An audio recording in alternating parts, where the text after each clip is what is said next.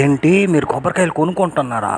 కొబ్బరికాయ వాటర్ని మనం తయారు చేసుకోవచ్చు ఇంట్లోనే. మన ఇంట్లో ఉంటాయి అన్నీ కూడా. నిమ్మకాయ తీసుకోవాలి, అలాగే కొద్దిగా గల్లుప్పు, పంచదార కావాలి. 1 లీటర్ వాటర్ తీసుకోండి, నిమ్మకాయలు పిండుకోండి.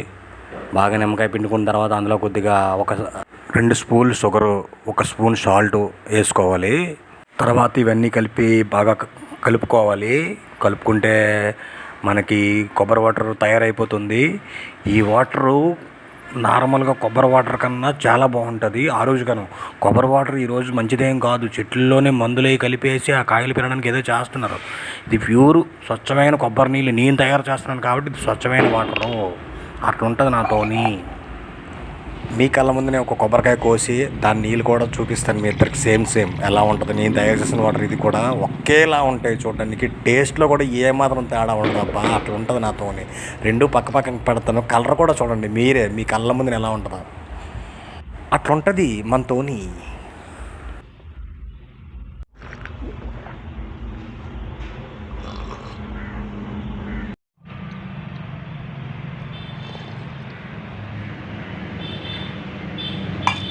సేమ్ టు సేమ్ రెండు ఒకేలా ఉన్నాయి రెండు.